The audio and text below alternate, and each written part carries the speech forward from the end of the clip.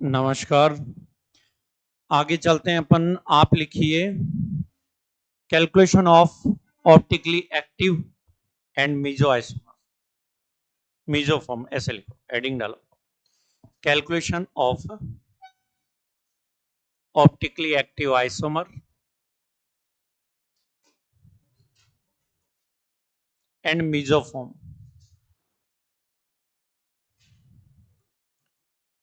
Calculation of optically active isomer and mesoform. Meso का याद है ना, इक्वल कायरल कार्बन हो, एक जैसे ग्रुप जुड़े हुए, मीजोफॉर्म। ठीक है, चलो तो अपन डिस्कस करते हैं। इसमें पहली कंडीशन लेते हैं। फर्स्ट है व्हेन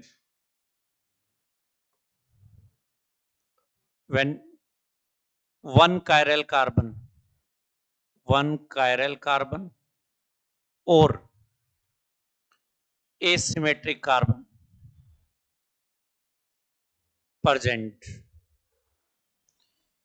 जब एक कायरल कार्बन हो और या कायरल कार्बन को अपन बोलते हैं एसिमेट्रिक कार्बन, अगर एक हो, या ऐसे कह दूं उसको बीच में से काट नहीं सके, बीच में से कट नहीं कर सके, अगर ऐसी कंडीशन हो तो अपन कहेंगे ऑप्टिकली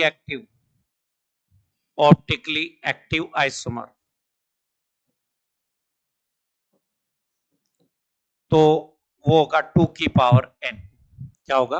2 की पावर n। n है number of chiral carbon, number of chiral carbon. और यहां पर ये भी लिख दूं, two same half are absent. एक जैसे पार्ट बीच में से कट करते हैं तो एक जैसे पार्ट वाली कंडीशन नहीं होती। अब दो कार्बन में भी हो सकता है ये भी। मैंने तो यहां पर लिखा है वन को हटा करके अपन लिख देते व्हेन कायरल कार्बन प्रेजेंट और एसिमेट्रिक कार्बन प्रेजेंट हो, या अपन कह सकते हैं दो सेम पार्ट एब्सेंट हो। दो सेम पार्ट मतलब बीच में से कट नहीं लगे। ऐसी कंडीशन में ऑप्टिकली एक्टिव आइसोमर कितने होंगे? 2 की पावर n। और मीजो आइसोमर कितने होंगे? मीजो आइसोमर वो होंगे 0। और टोटल स्टीरियो आइसोमर या टोटल आइसोमर कितने होंगे? फिर अपन कहेंगे optically active isomer, optically active isomer plus mesoform, दोनों का जोड़ कर लेना। ये 0 है तो इसका मतलब ये हो गया टोटल जो आइसोमर है वो इसके बराबर हो जाएगा। याद रह जाएगा नहीं, कोई कंफ्यूजन नहीं होगी। अगला नेक्स्ट चलते हैं। अगर सिमेट्री प्रेजेंट हो, second condition, if symmetry present और two same half can be obtained,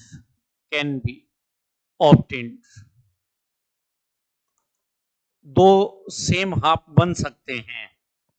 तो इसके दो part, if chiral carbon are even, 2 4 6, इस तरह से। दूसरी कंडीशन बनेगी if chiral carbon are odd number. क्या हो भाई? ओड नंबर में हो। तो इसमें अपन कहेंगे optically active isomer, optically active isomer वो होगा 2 की पावर n माइनस 1। कितना होगा? 2 की पावर n माइनस 1।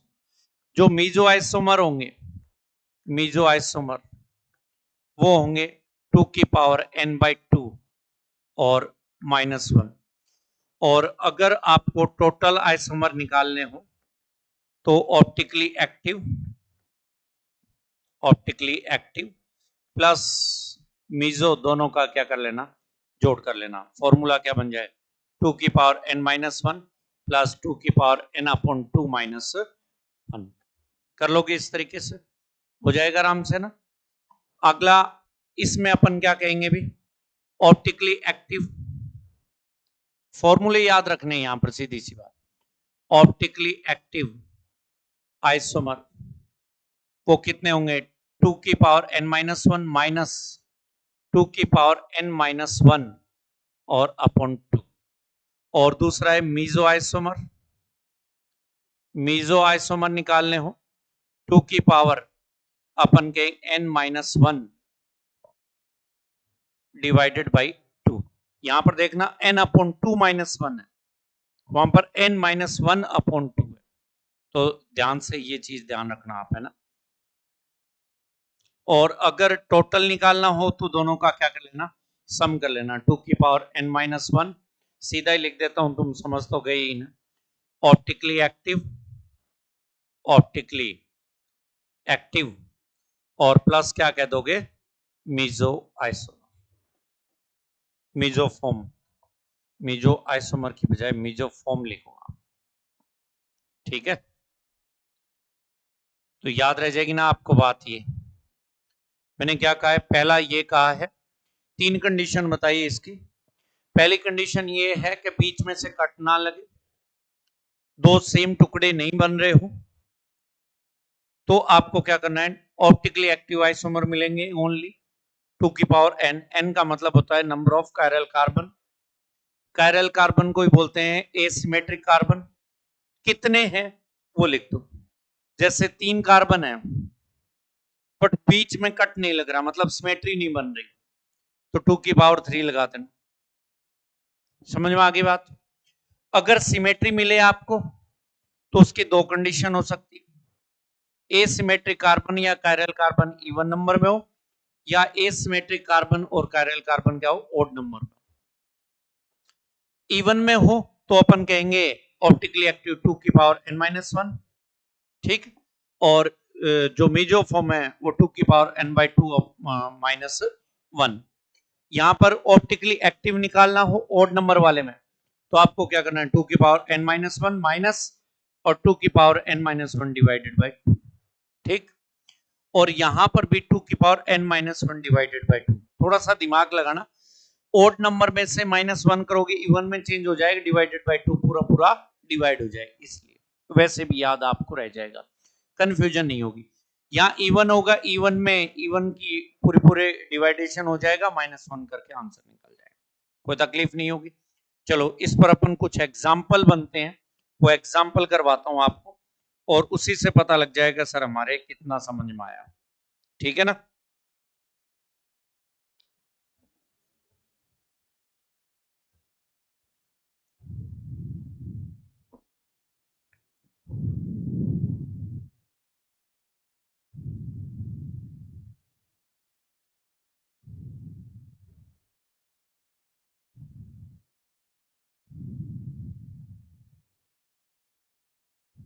इस सीट में तो है नहीं।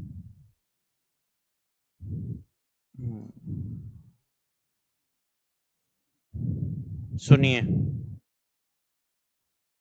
मैं एक एक एग्जाम्पल करवा देता हूं, फिर आप कई सारे एग्जाम्पल कर लेना। पहला एग्जाम्पल सुनना, पहला एग्जाम्पल दिया है मैंने, CH3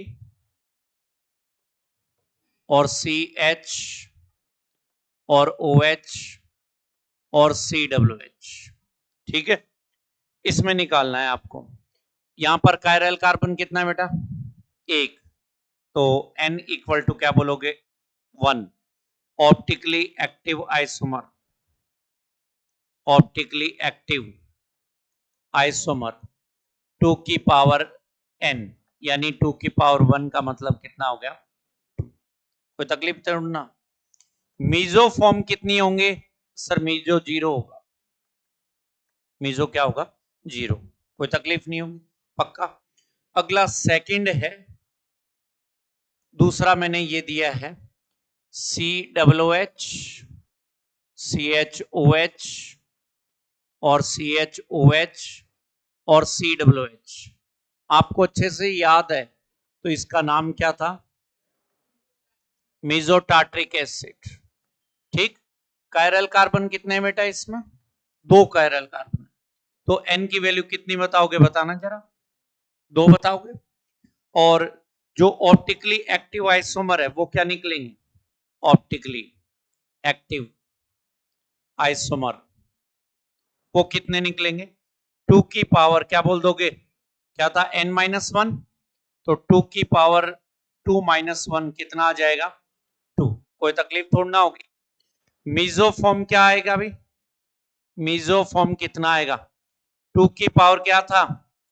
n/2 - 1 कितना है? 2 की पावर n/2 यानी 2/2 और -1 कितना? 2 की पावर 0 इक्वल टू कितना आ जाएगा?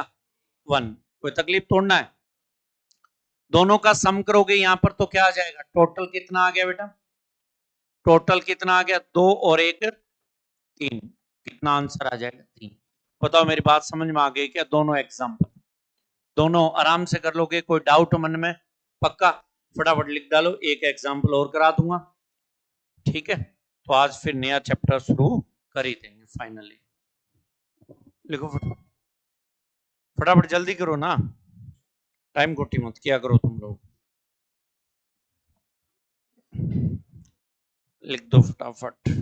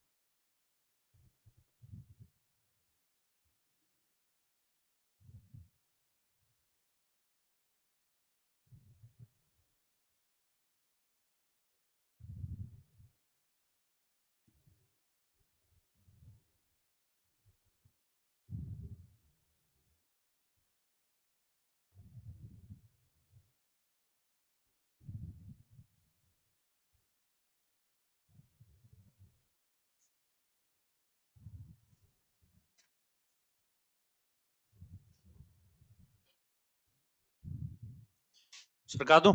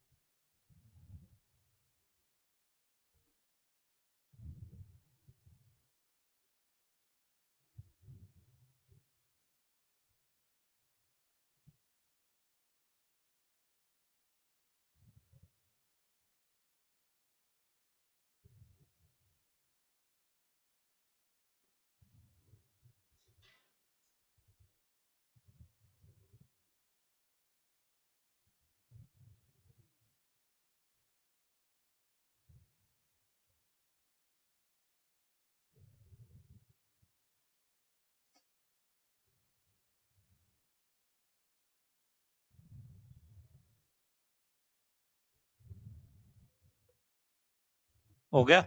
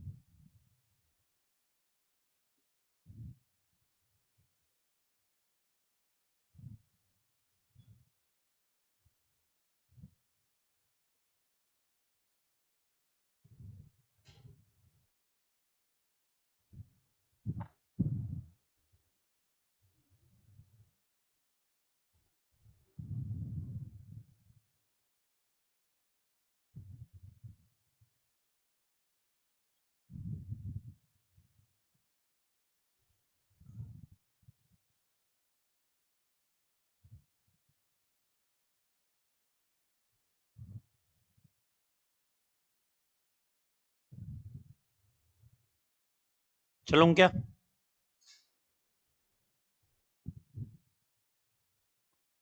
ये लो,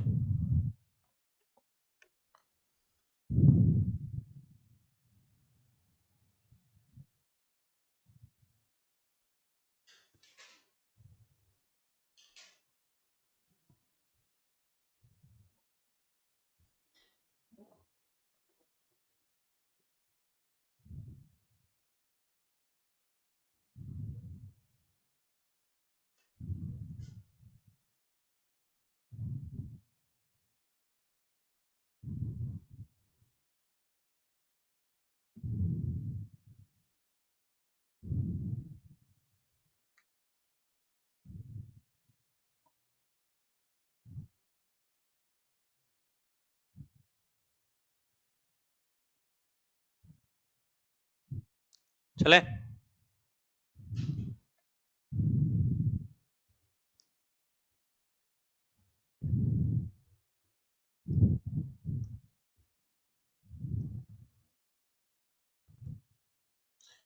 इसका मतलब और भी लिख देना एक, सिमेट्री एब्सेंट है ना, सिमेट्री एब्सेंट हो, इसमें ये भी ऐड कर देना। चलिए आगे,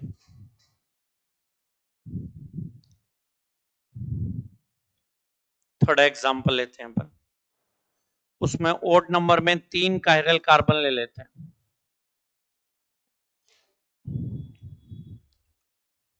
ओड नंबर में 3 कायरल कार्बन ले लेते हैं।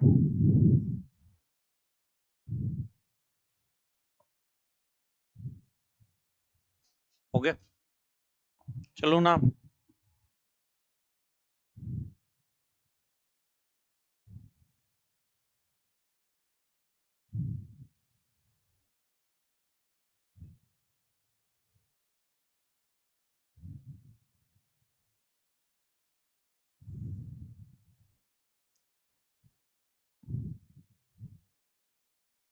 हो गया?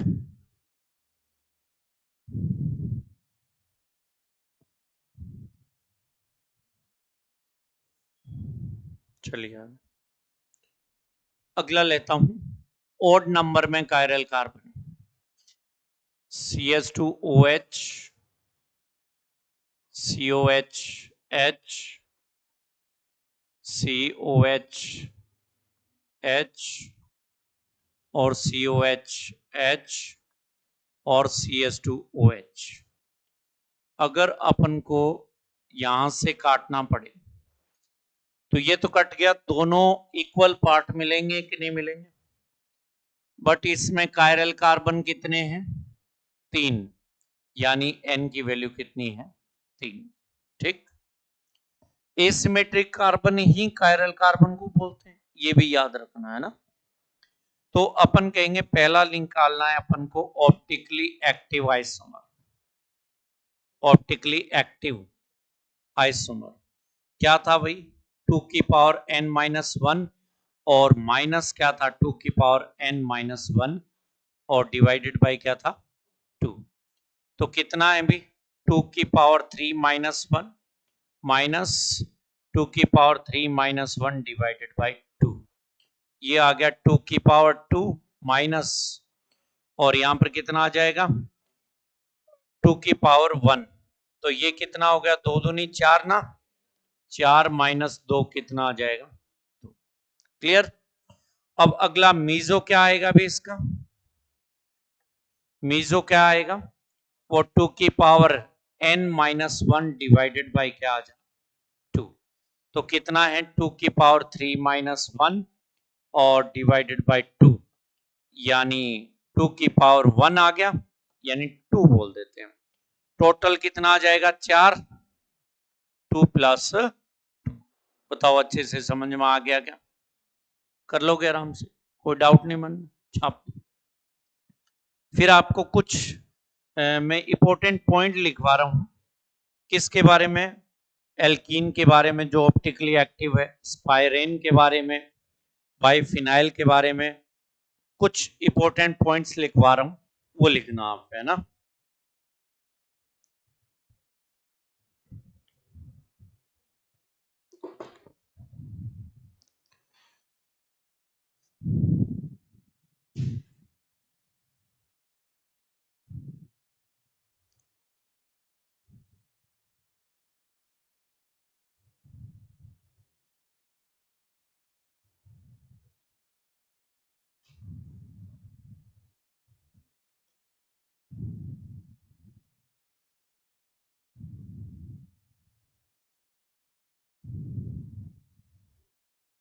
हो गया?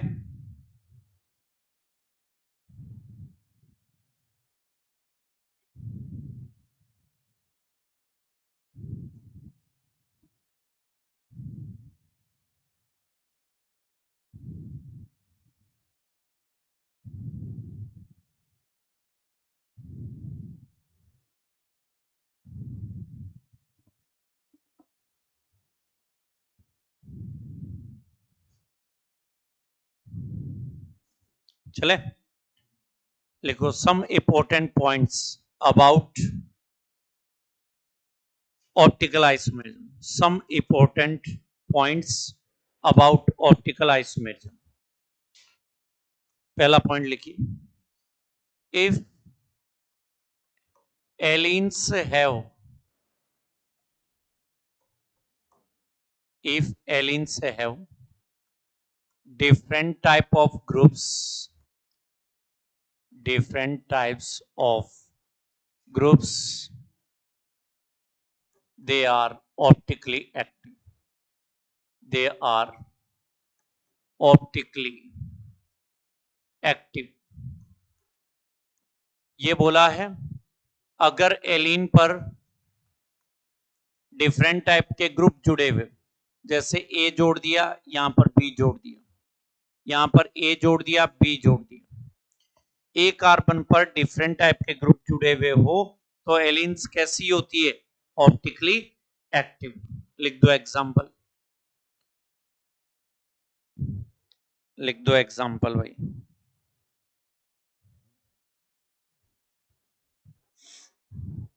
और सारे के सारे डिफरेंट हो तो भी क्या होगा? Optically active. C double bond C, यहां पर ए दे दिया, यहां पर बी, यहां पर डी दे दिया और यहां पर ई दे दिया. ये भी कैसा है? Optically active. और ये भी कैसा है? Optically active. डिफरेंट टाइप के ग्रुप एलिन पर अगर जुड़े हुए हो तो वो ऑप्टिकली एक्टिव होगी. दिमाग में सेट कर दो. ठीक है, अगला लिखिए एल्काइलिडीन्स. एल्काइलिडीन्स सेकंड टाइप का है. एल्काइलिडीन्स, इसका मतलब ये होता है, एल्काइलिडीन्स का मतलब ये होता है, यहां पर भी क्या होने चाहिए? Different group. जैसे ए जोड़ दिया, बी जोड़ दिया, एक्स जोड़ दिया, वाई जोड़ दिया, था ना? हाँ. इफ एल्काइलिडीन्स, if alkylides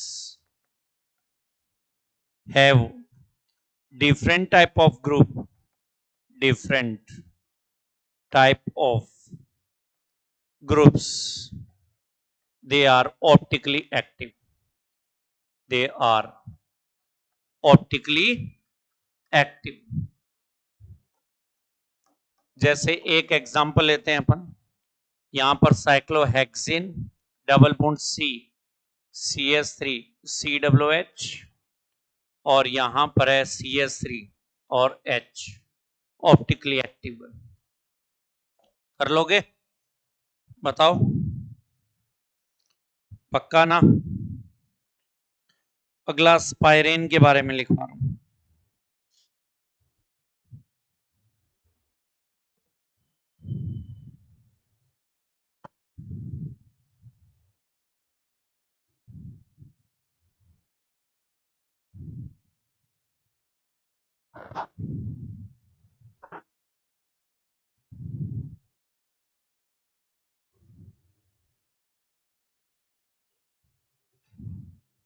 हो गया? नेक्स्ट लिखो स्पाइरेन. स्पाइरेन करवाए थे ना आपको कंपाउंड, है भाई? हाँ, स्पाइरेन्स करवाए थे ना, करवाए थे ना आईपीएससी. हाँ. इसमें क्या होता है? एलिन के जो डबल बॉन्ड है ना, उनको रिंग से रिप्लेस कर दो, उनकी जगह रिंग जोड़ दो. ऑप्टिकली एक्टिव है ना? तो अपन कह देंगे if double bond of, double bond of aliens are replaced by cyclic ring, cyclic ring, and bonded with different group, bonded with different group और different group से जुड़े हुए, they are optically active, they are optically active, ये स्पाइरेन है। दो ring एक ही carbon से जुड़ी हुई, मैंने यहां पर ए लिखा है, बी लिखा और यहां पर ए लिखा है, बी लिखा है। यहां पर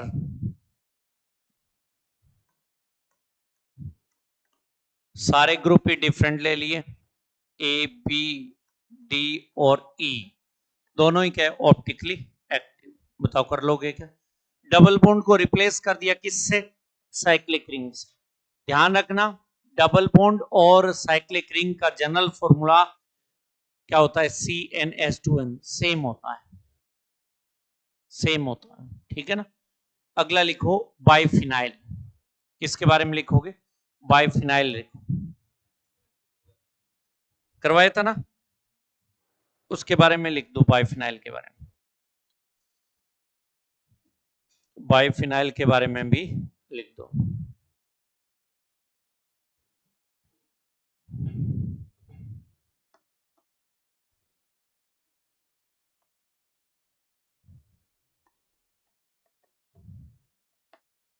लिख दो biphenyls show optical isomerism, biphenyl show optical isomerism when two different ortho substituent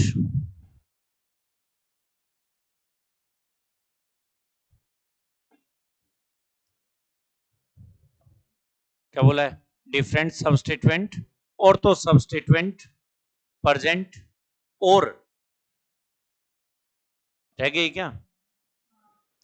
when वो biphenyl is optically active when two different ortho substituent present or minimum two substituents are present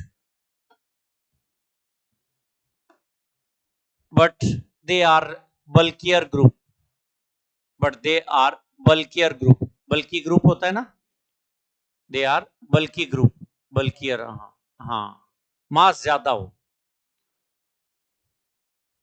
like as SO3H, like as SO3H और NO2 etc, NO2 etc।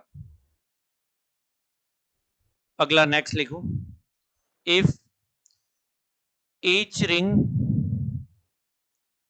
should be asymmetrical substituted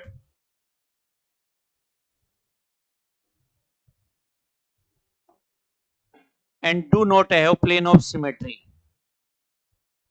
should be asymmetrical substituted or do not have plane of symmetry,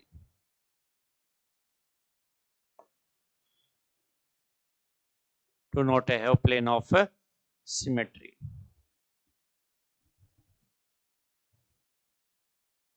ठीक है, कर लोगे? तो वैसे तो मैंने इसके बारे में खूब करवा दिया, फिर भी मान लीजिए ये बाइफिनाइल है और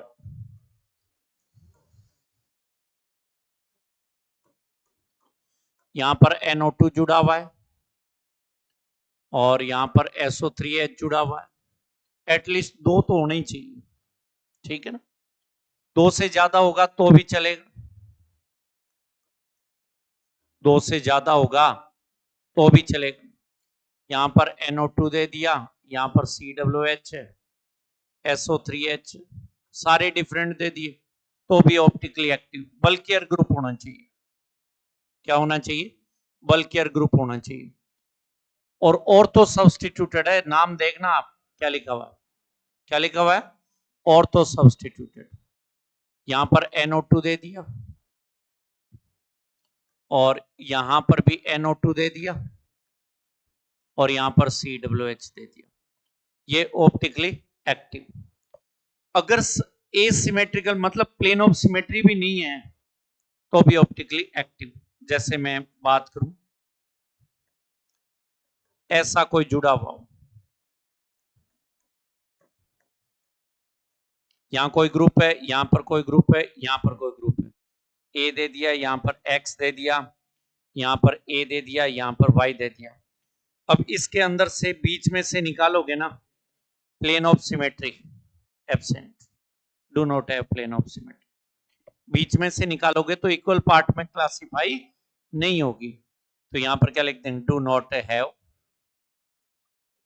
plane of symmetry, does not have plane of symmetry. कर लोगे, ये सारे ऑप्टिकली एक्टिव के एग्जांपल्स। तो टोटल मिलाकर के अपना आइसोमेरिज्म नाम का टॉपिक क्या हो गया, कंप्लीट। छाप दो इसको फटाफट।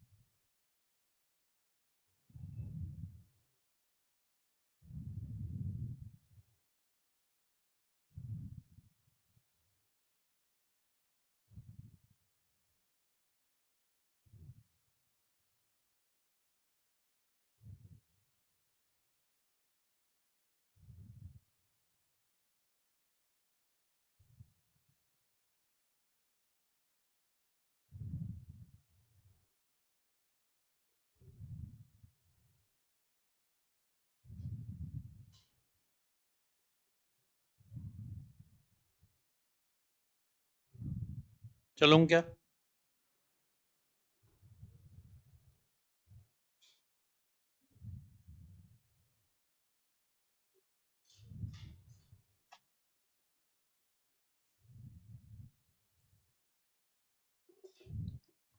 जाएगा। अब कुछ क्वेश्चंस जो आपको करने चाहिए वो लिखवा रहा हूं मैं आपको questions.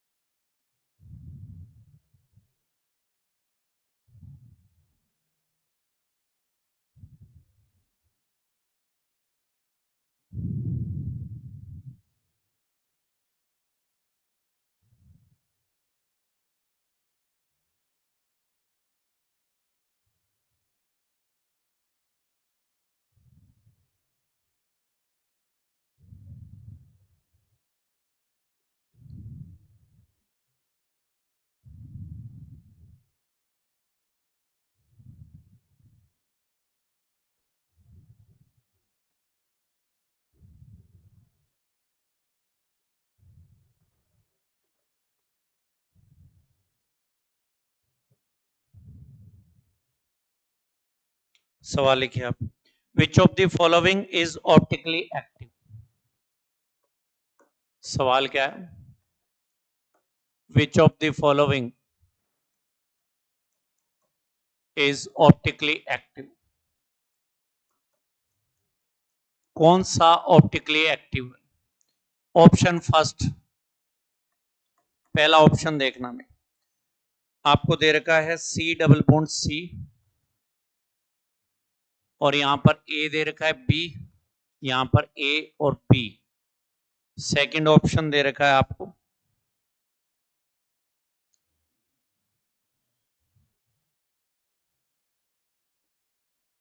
C double bond C double bond C, A comma A, और यहां पर है B comma B।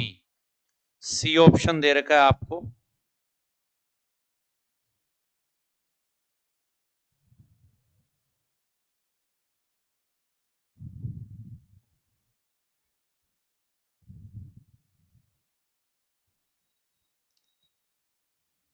A B का हो गया एक, एक 3 कार्बन का दे देता हूं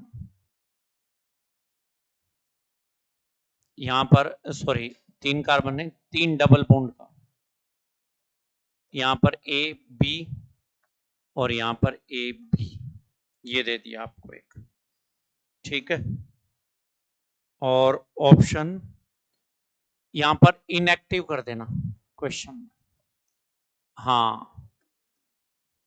और यहां पर दे रखा है आपको डबल बॉन्ड एल्काइलिडीन्स का है CH3H, और यहां पर है CH3C2H5।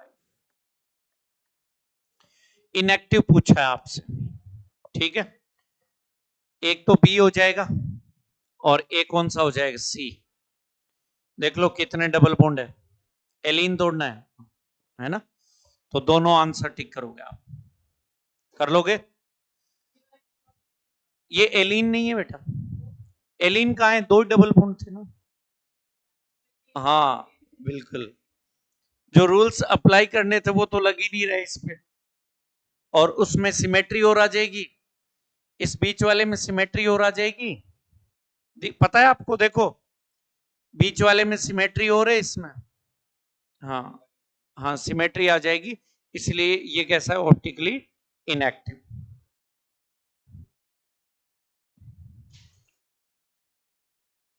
लिखो अगला, which of the following show geometrical isomerism. अगला सवाल लिखना, which of the following show geometrical isomerism. चलो ना आगे, अगला चलिए, सवाल आपको दे रखा है, which of the following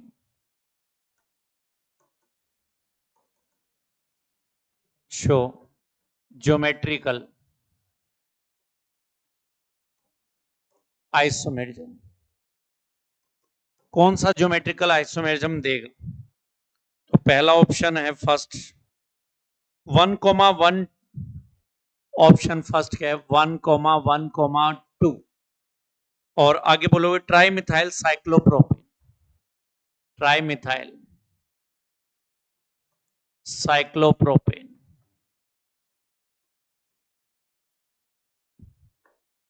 option second 1,2 dimethyl cyclobutane, 1,2 dimethyl cyclobutane,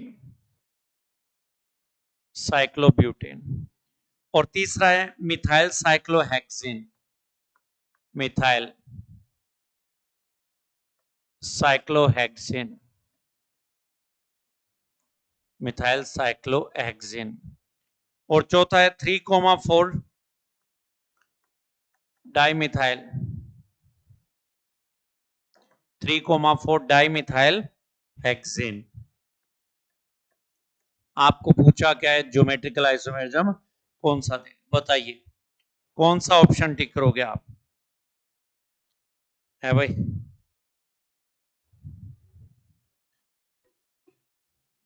मैं अगर आपकी जगह होता तो इसमें देखना, फर्स्ट पर 2 सेम ग्रुप जुड़ जाएंगे, हाँ या ना, साइक्लोप्रोपेन बोला है, 1,1 CH3 CH3 और CH3 और H, एक कार्बन पर 2 सेम ग्रुप जुड़े हुए हैं, ज्योमेट्रिकल आइसोमेरिज्म नहीं मिली, cancel.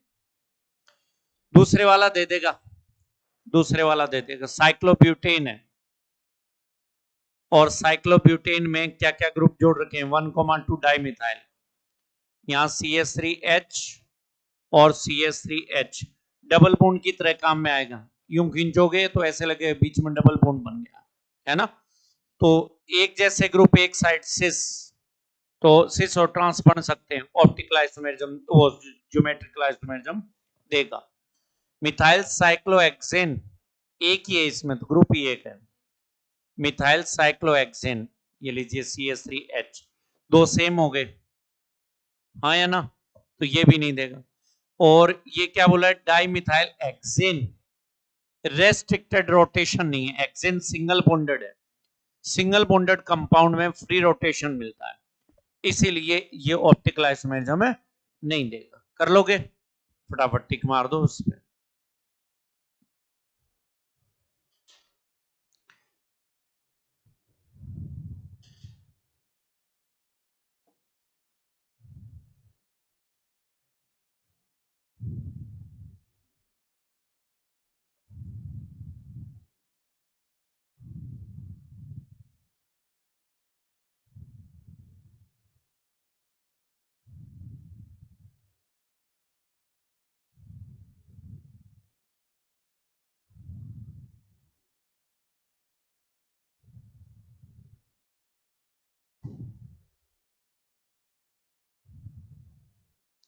Which of the following is a dynamic isomerism?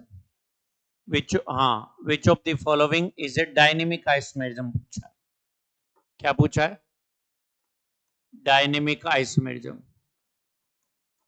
Option first दिया है आपको, पहला ऑप्शन है मेटामेरिज्म, मेटामेरिज्म, दूसरा है ज्योमेट्रिकल आइसोमेरिज्म, दूसरा क्या है, ज्योमेट्रिकल आइसोमेरिज्म, और तीसरा ऑप्शन दिया टोटोमेरिज्म, टोटोमेरिज्म, और चौथा दिया ऑप्टिकल आइसोमेरिज्म। कॉपी में देखो डायनेमिक लिखवा रखा है टोटो को, टोटोमेरिज्म को डायनेमिक आइसोमेरिज्म भी बोलते हैं, ठीक है। अगला, which of the following, which of the following molecule gas, which of the following molecule gives greater rate toward tautomerism, toward tautomerism, कौन सा मॉलिक्यूल है जो टोटोमेरिज्म फास्ट देगा? ऑप्शन फर्स्ट लिखना में है, इनोल कंटेंट वाला है, एसीटोन, एसीटोन, दूसरा है एसिटोफिनोन, सेकंड ऑप्शन क्या होगा, एसिटोफिनोन हो जाएगा, ठीक है। और थर्ड ऑप्शन लिख दो, तीसरा ऑप्शन लिख दीजिए आप, एसिटिक एसिड और एसिटाइल लैक्टोन, एसिटाइल लैक्टोन, तीसरा एसिटिक एसिड, और चौथा क्या ऑप्शन है, एसिटाइल लैक्टोन। सोच के बताइए, हैं? एसिटाइल लैक्टोन डाइकीटो को बोलते हैं, हाँ, जैसे इसका एग्जांपल दे रहा हूं, CH3 C double bond O और CH2 और C double bond O CH3, diketo fast देता है, तो ये तो बना लेगा डबल बॉन्ड, और ऑक्सीजन और हाइड्रोजन OH बना लेंगे, CH3 C double bond CH, और यहां पर आ जाएगा OH और C डबल बॉन्ड O, और इन दोनों के बीच में क्या मिलेगा, H बॉन्डिंग, CH3 लैक्टोन, ये रिंग लैक्टोन रिंग बोलते हैं इसको, इसलिए इसका नाम एसिटाइल लैक्टोन। हाँ, कर लोगे हैं? अब बताओ, इस चैप्टर में मैंने कोई कमी नहीं छोड़ी, जिससे आप कहीं भी अटक जाओ। हाँ, डी ऑप्शन टिक कर देना अभी इसमें, डी ऑप्शन टिक कर देना।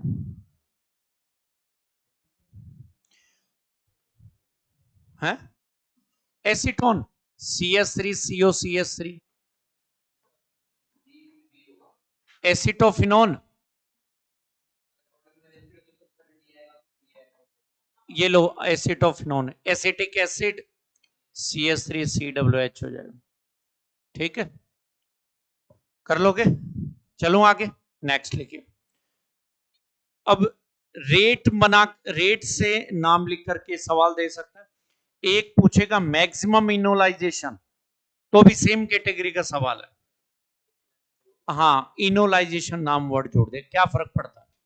हाँ, तो लिखना भी, which of the following molecule gives maximum enolisation, which of the following molecule gives maximum enolisation, enolisation किस में ज्यादा मिलेगा?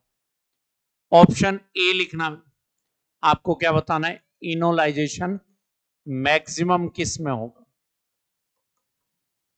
ठीक है, पहला ऑप्शन है ketone CS3C double bond O और CS3। ऑप्शन सेकंड है CS3CO और CS2CHO। ऑप्शन सी दे रखा है CS3C डबल बॉन्ड O और CS2 और COCS3 देंगे तो सारे ही, सब ज्यादा कौन देगा ये पूछा है, डबल बॉन्ड और ये लीजिए ऑक्सीजन, कौन देगा?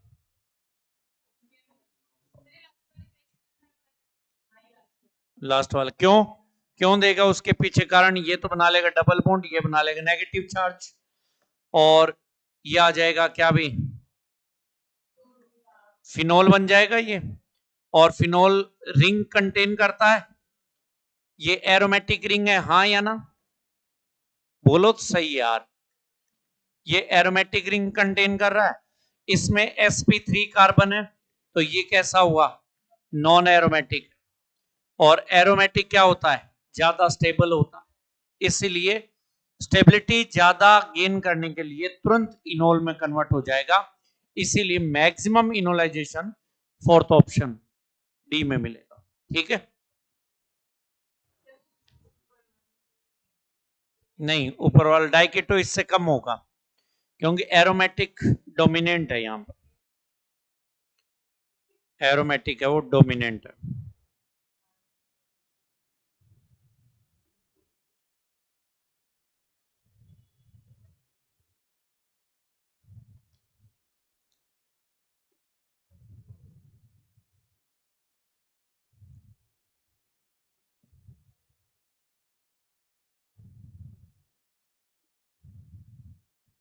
ठीक है भाई, तो मजे से करो प्रैक्टिस।